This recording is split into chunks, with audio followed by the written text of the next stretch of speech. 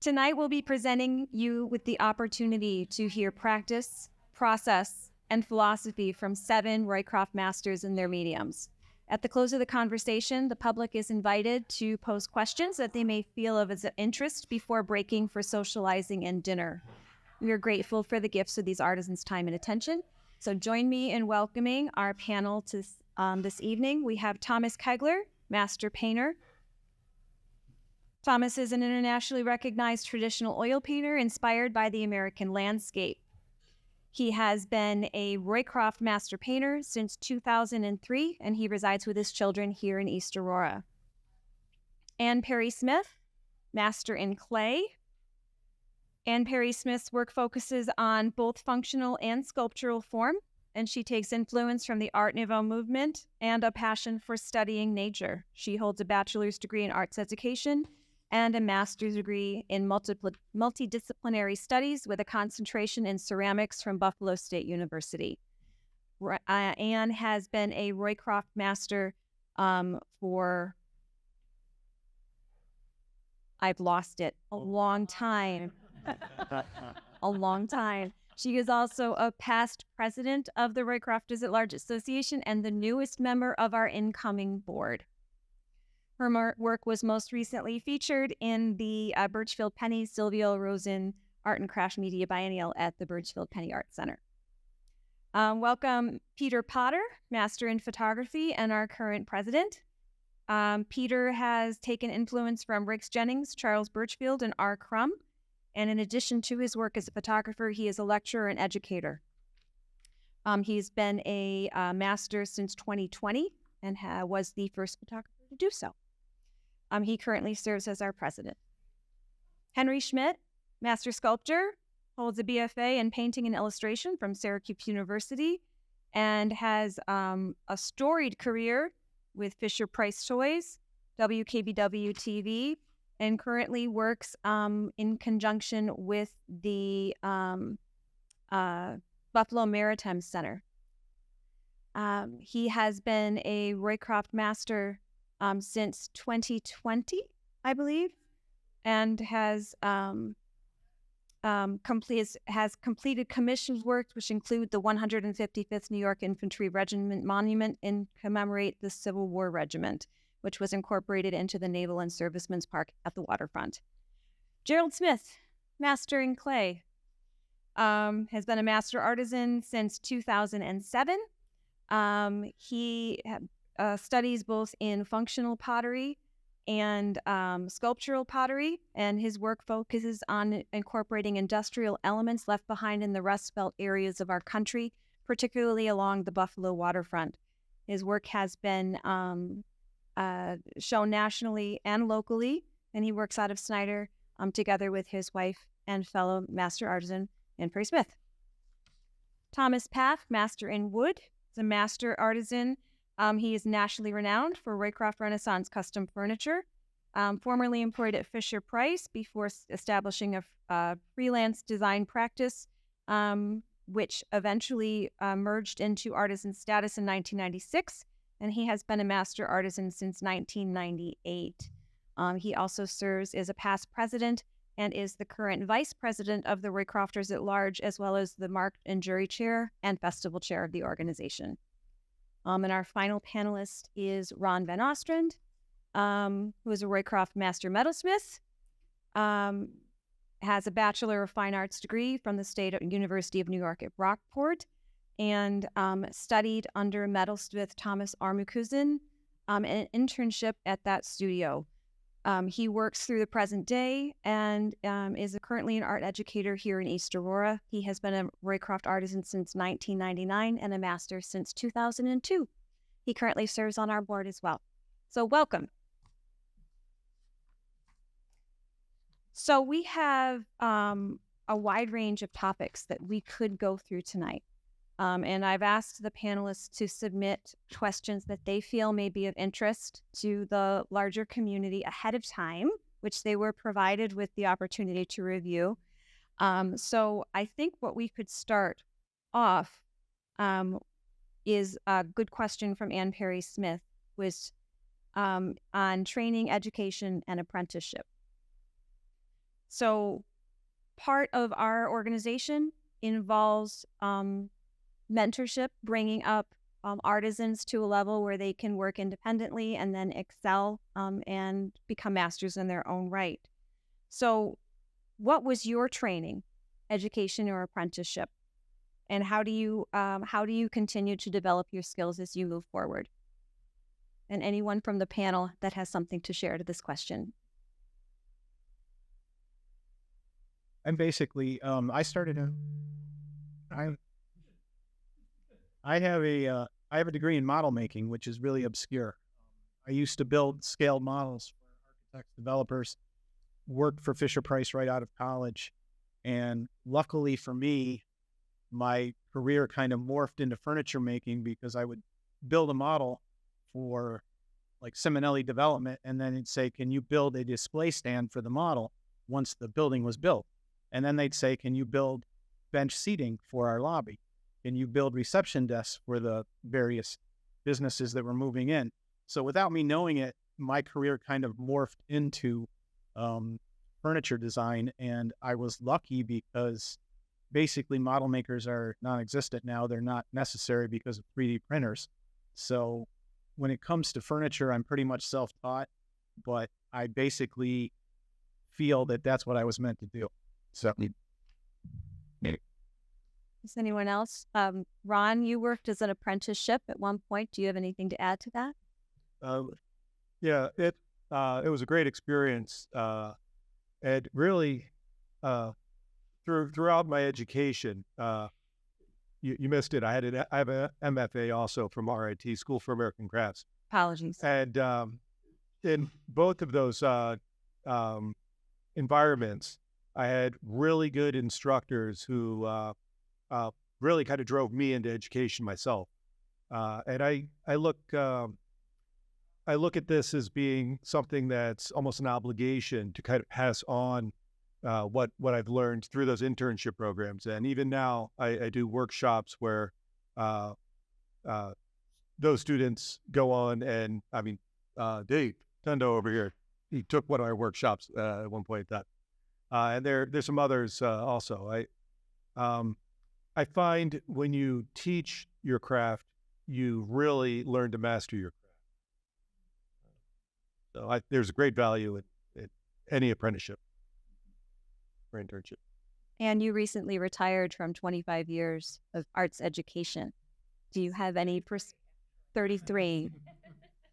Lots of numbers. Yeah, I was going to say, actually, kind of that my art teacher in high school was very communicative to all of us about, Frank Lloyd Wright and the arts and crafts movement and the Roycroft. And so as a result, when I started teaching, that was definitely something that was on the agenda of things that I wanted to make sure my students knew about and learned about. And it became a passion for me. And then after teaching for just a couple of years, I realized that there was no way that I couldn't continue to make work. And that's when I was working on getting my master's degree. And it was, do you go for art education and get your master's degree in what you just graduated from and more of the same kind of a thing? And I was like, no, I need to do something that's really going to be for me. Because like Ron said, you can't be a good teacher if you aren't making artwork. The two really go hand in hand. And, it helps you to obviously continually generate ideas, communicating with the kids, communicating with whoever your students are. So yeah, definitely really important to keep sharing, and, definitely a circle of life kind of a thing. Just being in shows, being in the art and craft media show at the Birchfield, I've had students that have been in the show with me, students that are internationally renowned ceramic artists now. And it's amazing. It's really gratifying. So definitely great. So part of our organization's structure, and all of you are masters who sit on our master's jury each year. And one vital piece of our organization is the requirement of some sort of sponsorship or mentorship. So those of you joining us tonight who have actually mentored or sponsored someone who eventually obtained the mark, how do you feel that that question translates into our specific world where we actually foster talent and bring them up for a specific intent?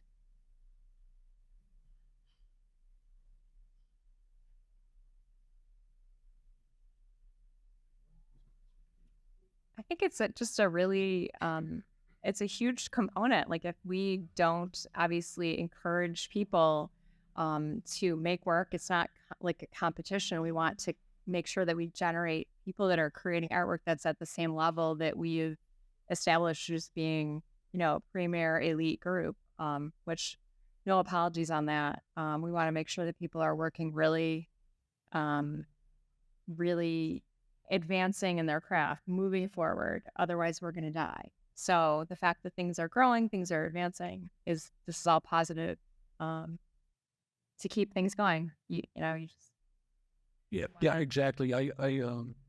It's fundamental in our mission. It's what we do. It's why we don't get old and die by ourselves. That day's coming. I want to go back. I want to respond. Training I received was at East Aurora High School in our excellent art department. Maybe a few years before Ron and Tom, but several here will recognize Ron Beebe's name. And he had a great program. And, that's where I learned all the fundamentals, techniques, and composition, chemistry, and darkroom techniques, which translate for me. I use those techniques and the analog techniques of techniques analogous to the darkroom techniques in the digital editing that I do. And since high school, I've been an autodidact in the process. The second big comment on the mentoring part. I think what's really great about this group is that how approachable all of us are. And we're always open to someone who has a question. How did you do this? Or how do I get better?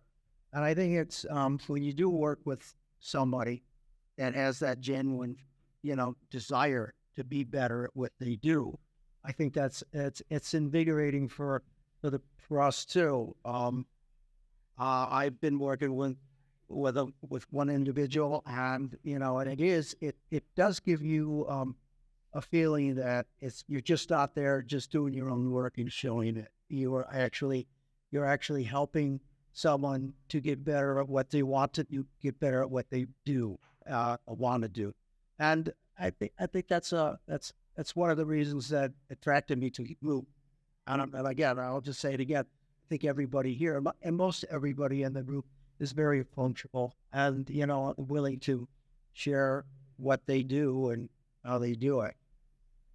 I think another important part of that is also mentoring about crafting a business for a lot of us. I mean, we're independent, employees and sole proprietors of our own businesses. And just a lot of friends come to me and say, how do I do this? And I said, you weren't traditionally trained as an artist, and now you're, in your mid 50s or 60s, and you want to do this. You want to craft a business, and, just share my experiences from College Alley at Lewiston Art Festival, or Allentown, or becoming a Roycroft artisan and doing our shows, but I'm just open to help friends, help acquaintances, or people who approach me and just say, even at our shows, how do you do this?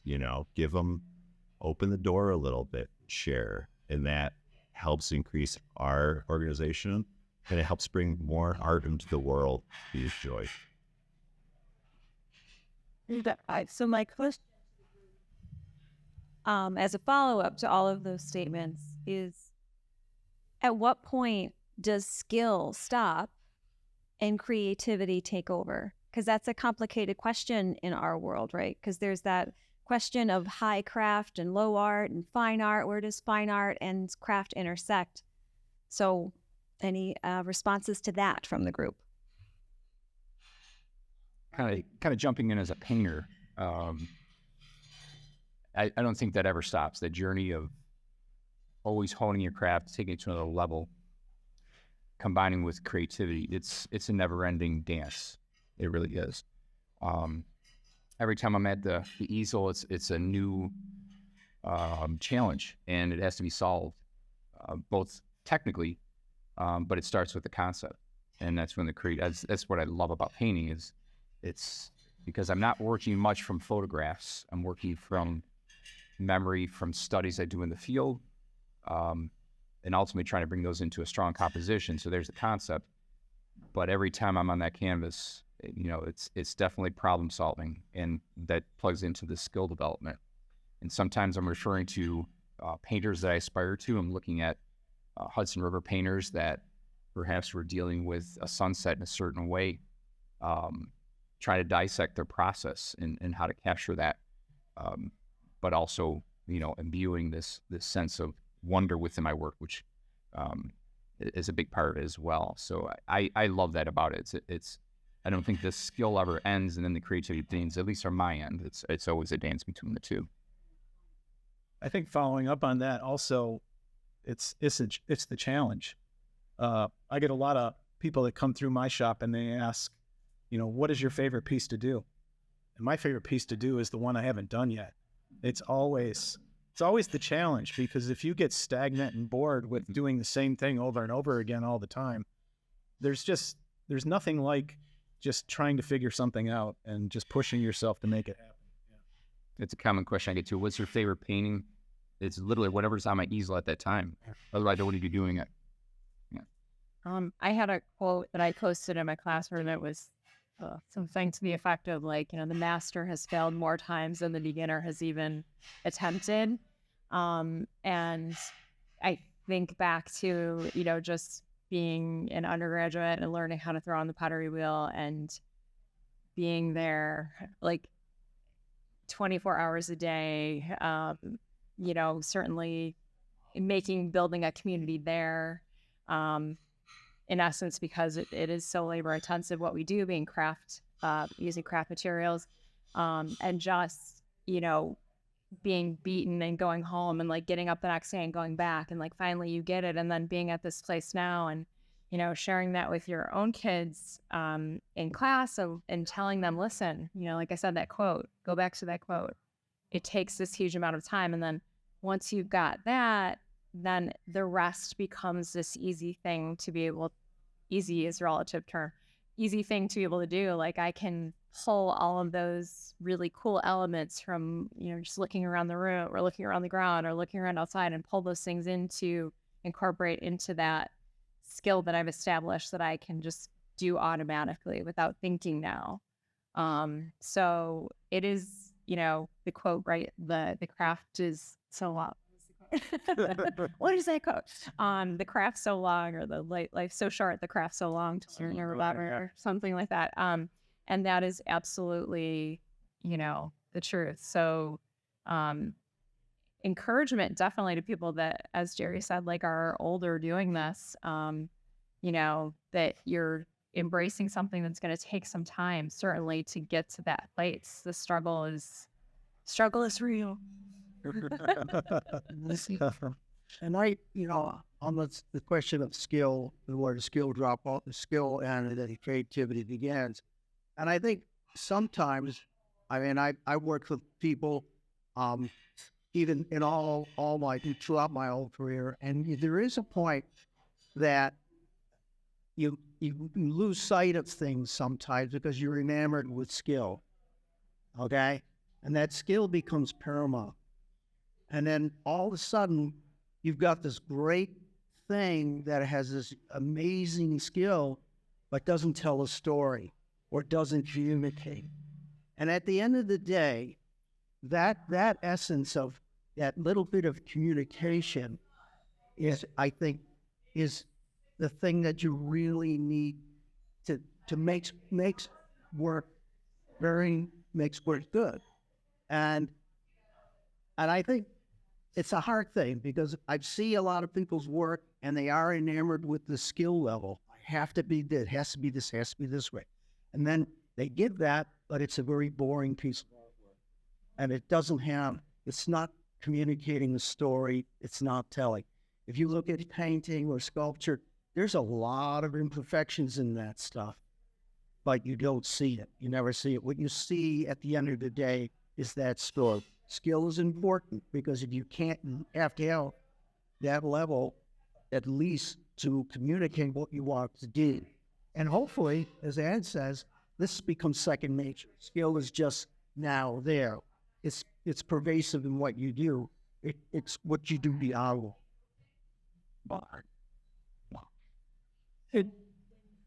Yeah, I mean, it's chops and it's soul. It's like you should have chops, you should have technical skill, but beyond that, yeah, it can be too lifeless if it doesn't have the love or the soul or the heart imbued.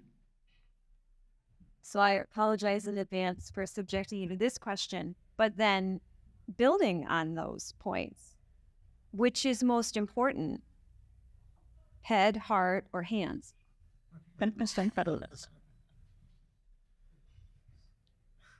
Easy, neither, none.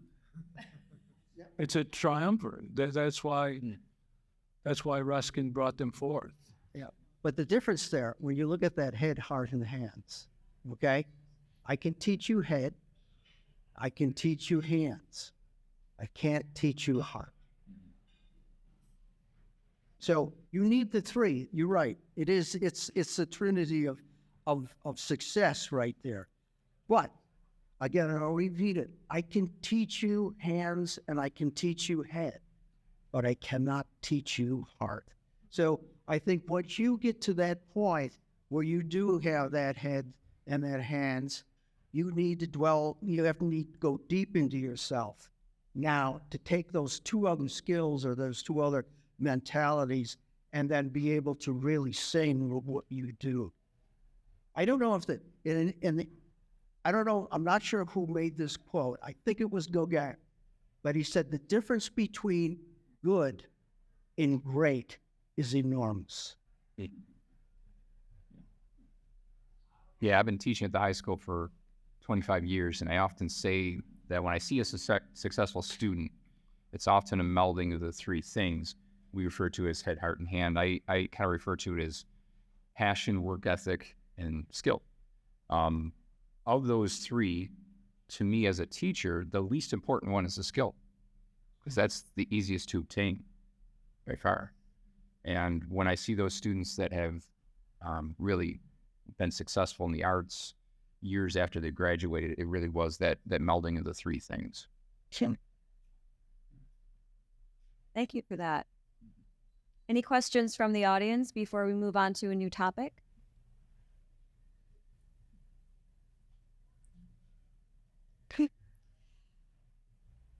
Well, then in building, I hear a lot about skill building and marrying those concepts of skill and creativity. And I heard Tom Kegler say specifically problem solving.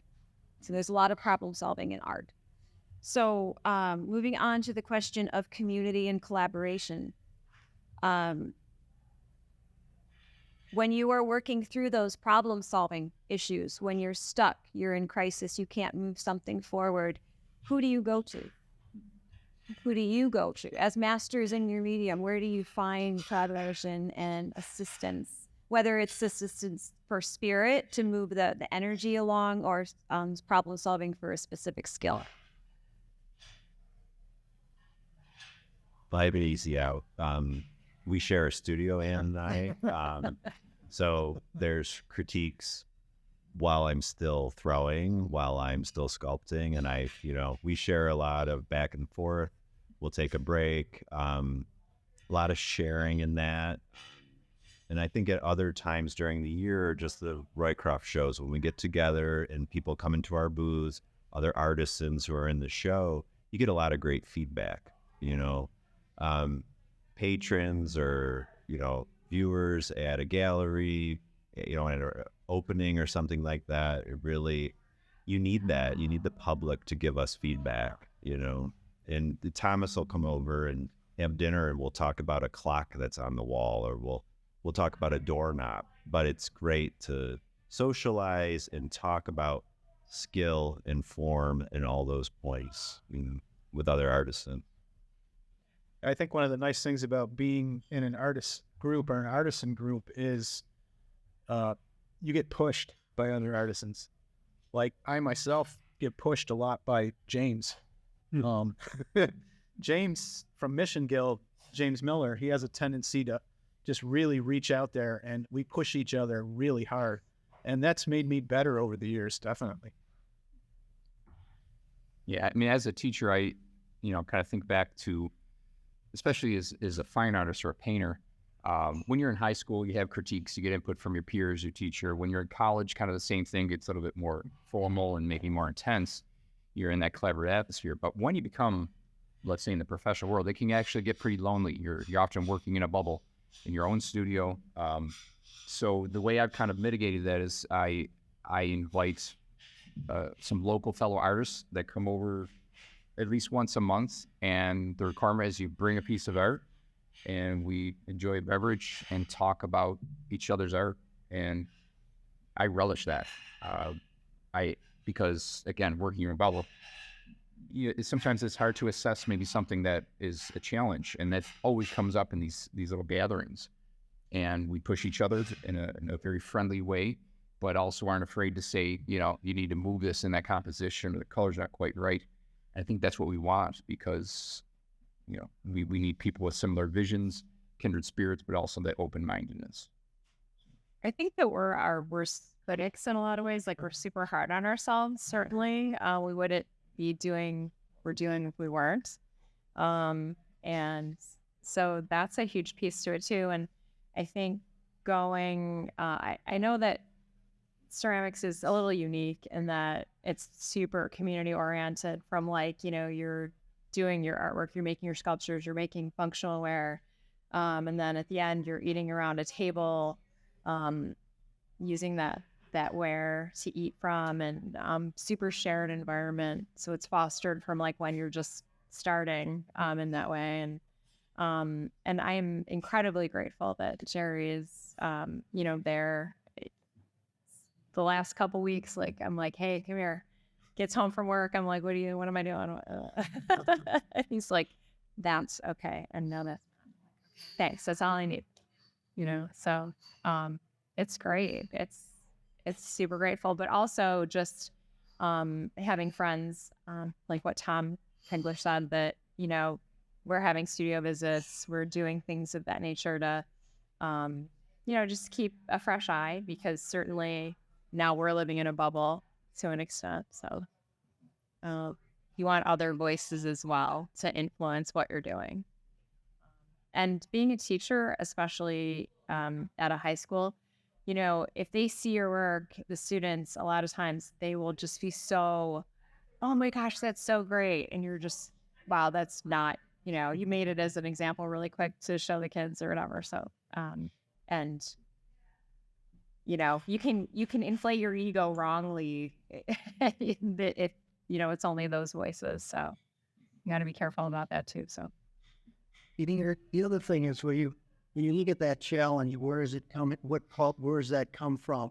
I mean, is it when you do a commission and there's a certain challenge to a commission, opposed to creating a piece for yourself, or creating? I think if you're looking at things, especially what we do, is okay, I'm making this for a purpose. I'm not just making it just to make it because I want to share it with somebody else. So there's a certain degree of thinking goes into that, in terms of how marketable what I do is with what I can do here, and what decisions you make in terms of how marketable it is. And I think that's what's good about this group, because everybody does have their own little market structure on how they present what they do, and how successful or not successful it is. And I know all of us have shown things and either sell or they don't sell, or they, you get a good response from one thing or another. And then you draw from that, you try to draw each other from that. One thing that I did, and you talk about how to keep that energy going. when I worked at Fisher Price, I had a department of like 20 people. Those were illustrators, designers, sculptors. And I always encouraged them to do their own work. I mean, they went to work every day, and it was a high performance creative environment. And it was like every day you had to produce. You had to bring something to the party because everybody was waiting. And, but I always encouraged everybody in my department to always never stop doing their own work. Because what happens is when you do your own work, you're making those decisions, and you kind of have those, you made those decisions, you live with them. When you work for somebody else, or you work for an organization or a team, you're under constant critique, constant review of what you do. And believe me, when you put a passion into something and it goes into a meeting and in 5 minutes it's shot down, then where do you go from there? Like, where do I go from there? Because I got to come back next week with a solution. So it takes a lot of energy, and I think that's part of the whole thing is that we do need to market what we do, and it is important to look for that. How do you energize that, and how do you understand that? How do you utilize it? What would you say is your biggest obstacle? Sorry, this mic is not. It's not cooperating. Not happy. It's not a good mic. So I'm curious. What do you think is more of an obstacle as a professional artist? As you spend a lot of time talking about work being marketable, and the reality of being a working artist is that we support ourselves with our craft. We're not just doing it on the side. This is a full-time commitment. So what's a bigger obstacle, though, as you balance that concept, the worry that it won't be well received, or the worry that it won't be marketable? Because there is a difference in those two things, right? There is, but I think you look for that balance. You got to look for that balance. And it's a matter of, like, and I think that you still do, as an artist, you're out there trying to do marketable things because this is what you need to do. But I think you also need to do that other thing that is not, it's for you, that you, like I encourage my people at Fisher Price to always do something of your own, because that's where you learn, that's where you push the envelope, okay? You could be making something that does very well in the show, all right? And it'll take you through it'll take you for a certain, but if you really want to get better, you're going to have to push that envelope a little bit. You're going to have to move that dial, and that's where it comes in on the personal level. It's like, okay, I'm pretty good at this and I can keep doing it, but I really should push that needle a little bit. And maybe it's not for the public, and it's not a marketable thing, and it may never get seen, and who knows, but you take from it a lot. I've always found that the collaborative pieces pushed me to make better work. I've made a couple of goodie boxes. People in this room, Thomas, I think, was my first. And I think I just did maybe some little accents on that one. But Howard and I did the clock in there. That was a good push for me in one direction. And this latest one, I think I really pushed myself, knowing that I had an idea that I was going to bring Tom Simonelli in on it pretty early. He was someone that I was mentoring for admission for the mark. As soon as he got the mark, I asked him to help out with that piece.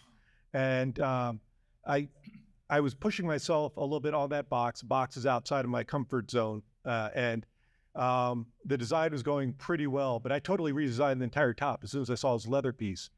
Working with another artist, I think, can be something that's very good for you. I think that pushes you to do a little better. Maybe not be as experimental, but really to bring all those pieces together, your passion, your skill, and your thought of the design together because it's not just you on the line; it's the other guy too. So It's a bit of a Venn diagram too.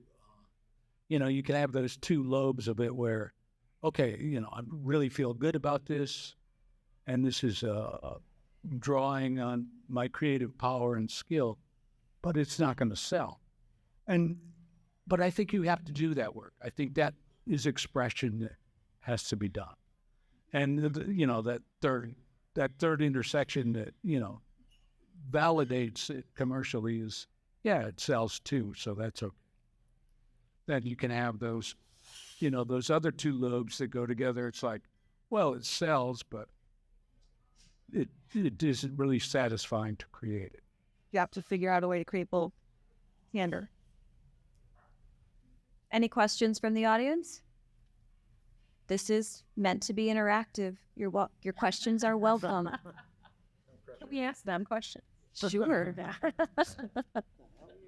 Those aren't vetted, though. We take no responsibility for liability. So here's a question. You're all masters. You know what you're doing. So what was the biggest mistake you've made in your art practice, a piece of work that still sticks with you, if you have one? And how did that change the way you approached creation? Did it change you in a way that kind of altered the way you work? Did you try like today or this week? My studio.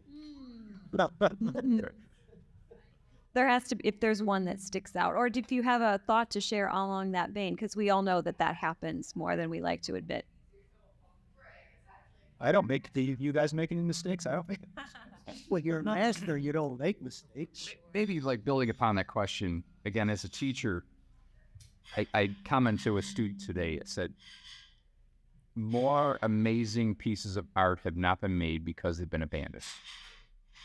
And I think that inner judgment we all have as artists, putting ourselves on the line, it's not exactly an answer to your question, but one of the stumbling blocks, if you will, instead of saying mistakes, is that we give up too early, thinking it's not good enough, when most of the time our work is really, it's a great start, but it needs to be pushed and not abandoned too early. If the concept is good, maybe you don't have the skill yet. Maybe it goes on the back burner for a year or two when you come back to that project. But I think that's it. Maybe I can repackage that and say, what's advice for somebody? Like, maybe that's where you're going with the question. What are mistakes we've made? It's just pushing through it. Follow your passion. It comes back to that passion thing. The skill will come. And just, I'm not sure I quite addressed the question as you asked, folks. Questions are meant to be prompts. So whatever you bring to the table is fine. Yeah.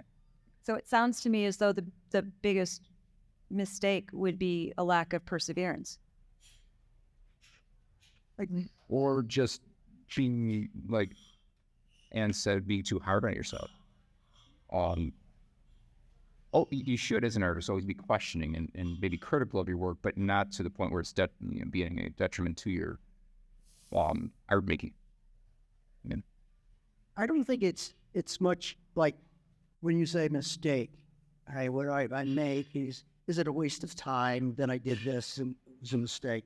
But I'll give you some insight into doing public art. Because once it's out there, it's out there. And you walk by it and you can say, ooh, and I've got a couple of, pieces out there. They're in bronze and they're out there.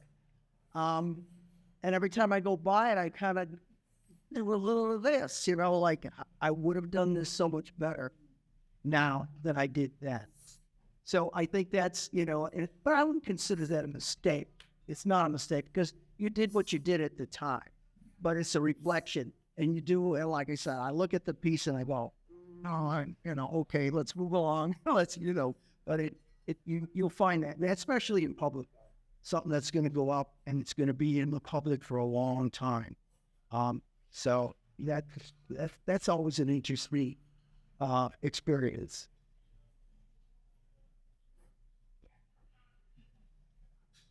Yeah, look, the piece in my head that you can't see is way better than the one you actually like or purchase from me. You know, like I was, 1,000 times better than that. But you really like the thing I just presented you. That's awesome. So that happens sometimes. We don't quite get it all out at the level we thought we would do. So that's not really a mistake, but I think it's okay. You accept it. It communicates well, but is it? Which part of the Venn diagram or the head, the heart, and the hand, is the mix quite right? And it's like, no, but it's 88% right, and it's out there. One thing I always loved was Isamu Noguchi was a model, a sculptor, modern work. When he got a commission, he always did 2 pieces, and he kept the best one. Yeah. Yeah, he always did 2 pieces on a commission. Kept That's what you do. We're all in the museum outside of. And that's another thing when you do something. We talk about a mistake. Is like you do something that you really didn't like and you don't want to let go. I think that's an even harder for is to say, oh, geez, I never make this again, or I really like it and I don't want to let it go. And that can be an issue as well on the other end. I'm constantly doing that. I'm always doing 2 pieces, 2 of everything. That way you got one that you can put in the gallery, one that you can experiment with, one that if you screw up the one you're working on, you can give the good one to the client. So, I mean, it's a good practice.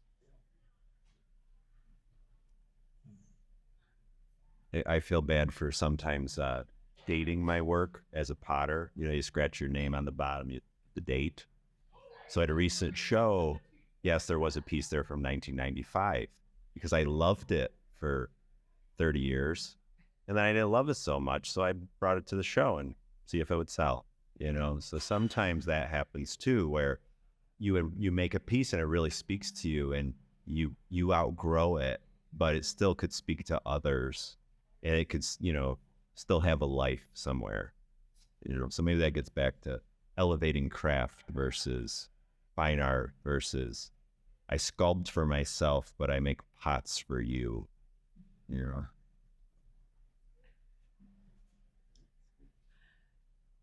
So, as we are here in the Roycroft Inn, and you are Roycroft Renaissance Masters, one of the things that we have this huge preponderance of legacy, that what it means to be a Roycroft artisan working in wood or sculpture or clay or metal and painting.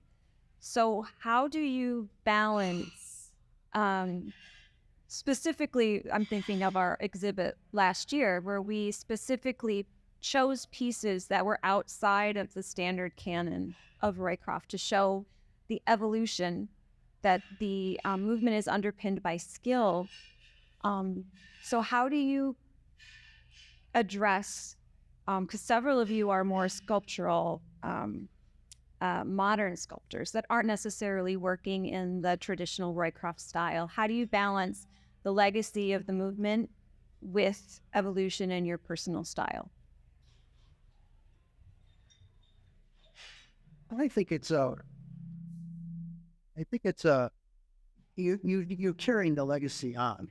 I mean, again, that whole part. If you're going to do pieces, if you're working in sculpture or clay, in wood or clay, I mean, you're still bringing that sense of accessibility to what you want to do. All right, because the Roycroft was very accessible. The kind of crafts that we're going out here, and the emphasis on that innovation that went on here and a craft.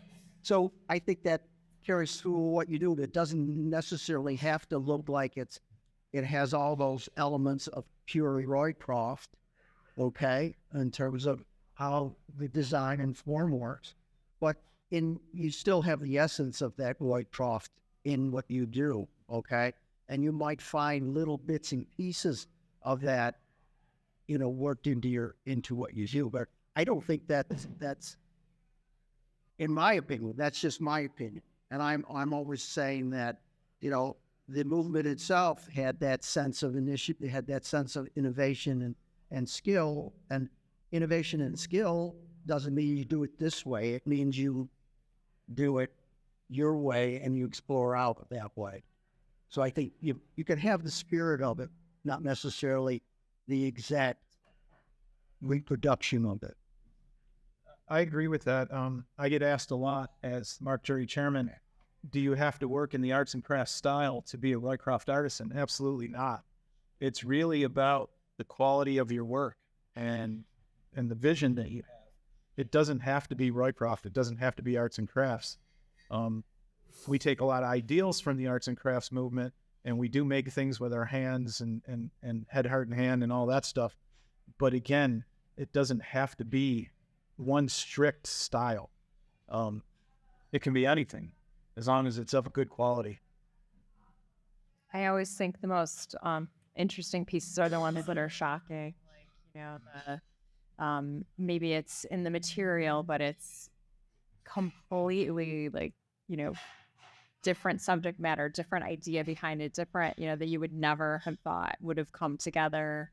And someone put them together and they juxtapose this amazing composition that is just, wow, and then that inspires you, it builds off of that. So, yeah, no, I think it's actually better if it's not, you know, the standard. So I think it drives everyone for sure.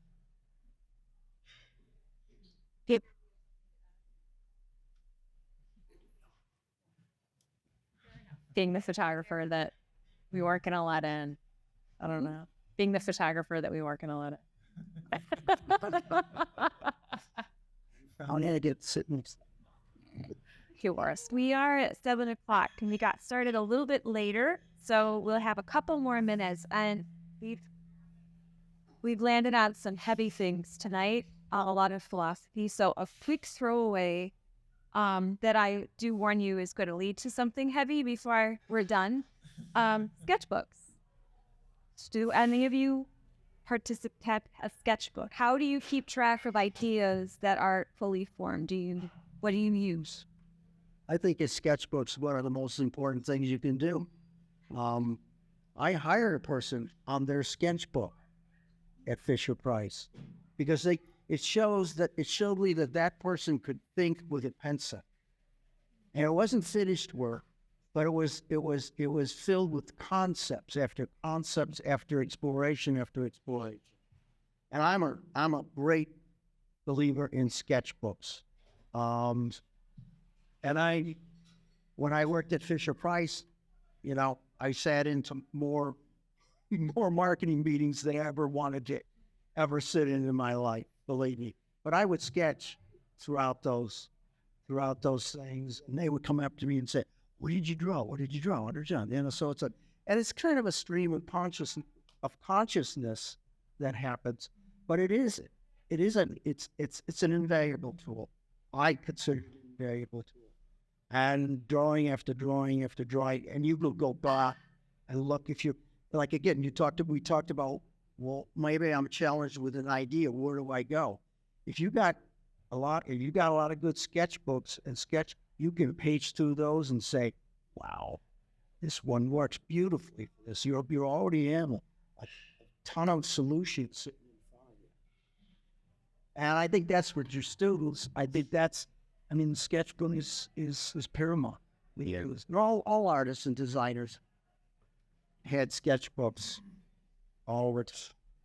I think it's funny, like Jerry would always pick on me because I'm a great collector of things, more like, so I will take pictures and collect pictures and write notes and you know, not really sketch anything until I've this giant pile of stuff and have solved this problem in my head and it's fully formed, and then I'll draw it. And Jerry would always be like, "What? Wait, where did that come from?" Like, "Oh, well, that's my rumination that I've been like figuring it out. Whereas he's more of a, I doodle in the margin. I don't sketch that well. But I do take pretty good notes when I'm glazing, which can inspire you years later when you look through your log or your log book, your firing book for the kiln, and say, oh, that was a great teapot, you know, circle with spout. But I remember that piece, the way I put the glaze on and I used these 3 glazes. I sprayed this part, I dipped this part. That can inspire you years later. Roycroft Show 2008, you know, what did I do? And I'm like, wow, that was such a good idea. And now I can reference it. But for me, sometimes it's, you know, the stick figure, but it's still okay because I remember making the form or glazing it. So that's helpful. When I design everything in my head first and just go over all the iterations and visually just, it's perfect in my head. Exactly. But then you got to make it happen. And so then what I'll do is I'll go from the ideas in my head, I will go to what Jerry's talking about with just really rough sketches that nobody would even understand, but it fleshes it out for me. And then being a draftsman back in the day, I take the sketches and then I go into full construction drawings, or if it's a chair or something, I'll even draw it full size, because then you can see everything. And then I'll present it to the client and then I'll build it. But then I've always got the drawing to look back on, and I still do all my drawings by hand. I don't feel creative in front of a computer screen. I wish I could do CAD. I used to be able to do it years ago. I can't do it now. I'm just constantly using drafting tools and a sketchbook, basically. I don't really have a sketchbook. I just have paper all over the place that I just draw on. So it's like a file, basically. Yeah. Yeah, Thomas, in the modern era, they have scanners that can scan it in and make it into vector drawings. Exactly. I mean, as a painter, I've got countless sketchbooks that are filled, overflowing with sketches and concepts. You know, I tend to work in the studio on my paintings, but there was a time where I did a lot of plein air painting, and I can do it, and I enjoy doing it. But I find more and more when I'm traveling, I love just having a sketchbook and I can draw a lot faster than I can paint, and I can take notes. And a lot of times my sketches have more writing than I do drawing. I used to try to chase the light and do plein air sunsets. Well, it's about a 15, maybe 20-minute phenomena. I can write all those notations down on color and value, but it takes me a half an hour to mix the paint, so there's no way I can capture it. So I found that the sketchbooks are integral, and then I refer to those back in the studio. Sometimes 5-10 years later, I'm finding notes that are help me on a situation that I'm dealing with, or again, problem solving at that time. So sketches are so important. And as a teacher, you know, teaching high schoolers, the importance of sketching is, it's sometimes a bit of a wrestling match. A lot of times they'll respond, well, I know what I want to do. I'm ready to roll. Well, I've done enough paintings to know the importance of doing thumbnail sketches and really working out variations of an idea. Because when I used to not do that, I would spend a month on a painting and that tree looks great, but it's in the wrong spot. I could have figured that out in 5 minutes with thumbnail sketches and moving things around. So thumbnails and sketching can't overemphasize the importance of it in the painting field. You know, something else that you do that I kind of stole the idea and applied it to metal is you did these studies of like trees. You might paint it this way, that way, and you have the little ones. And then when you go to do the painting, if you need a detail of a tree, you have it right there. So what I found that is useful for me is when I come up with a new idea for a design, I'll do it on just like my scrap little pieces, see how that looks, and even hold that up to you know, the larger work and see how that's going to look there. Because it might be one way when you draw it out, but when you start pushing the metal around, sometimes it takes a completely different flavor, and you don't want to get it in there and have it chased in there. I'll get into that metal. Then there's no painting over on the metal. That's right. That's true. Peter, your process obviously isn't one that lends itself to sketching. However, you have a part of your process, you use the technique where you use composite images to build kind of reminiscent of darkroom techniques. So in what would you consider, is there a part of your process as you're collecting sketches, so to speak, of a working subject with the eventual goal of creating? Is there some element of your process that would relate to what they're describing? In a couple of ways. The analog would be the editing is non-destructive, so it can be an iterative process. You can say, okay, let's use these techniques on this version, and work the next day on another area. The other is just, for me, the sketchbook is more like a little notebook. Like, here's what I want to get out of this photographic session, or this trip, or this creative endeavor. And so I like to photograph intentionally and work from those notes. This session has been designed to be kind of a conversational nature. So the questions that we've posed tonight were submitted ahead of time, but they're meant to be prompts.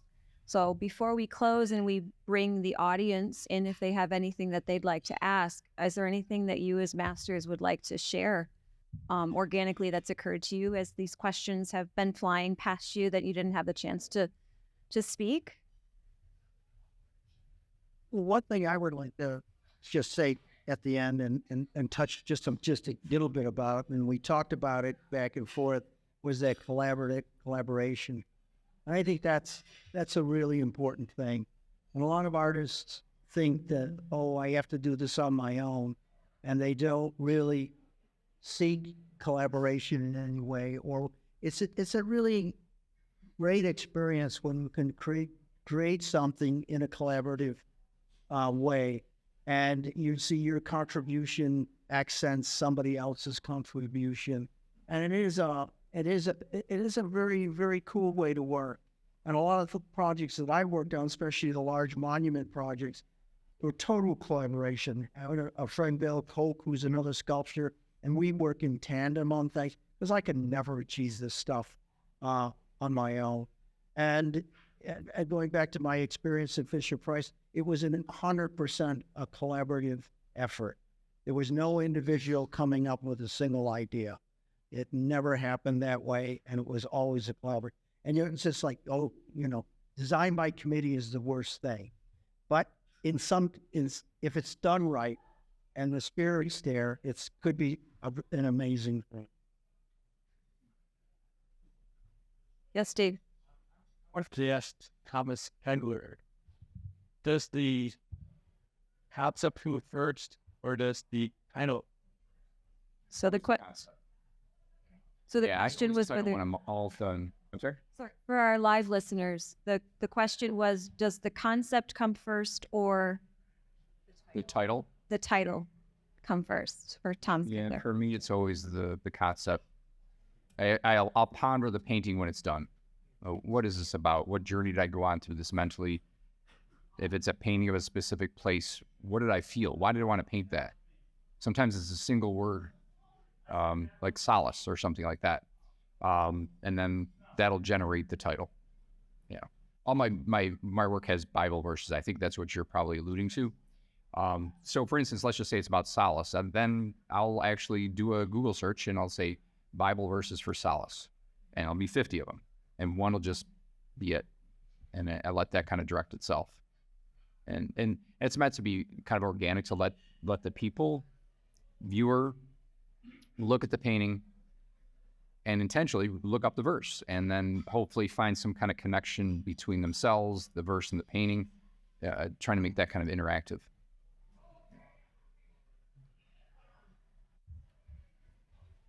Well, if there are no other questions from the audience, I know some of you have dinner reservations that you need to move towards, and I know the staff is very anxious to move that part of the evening along. So we will go ahead and entertain one last opportunity to engage with the audience.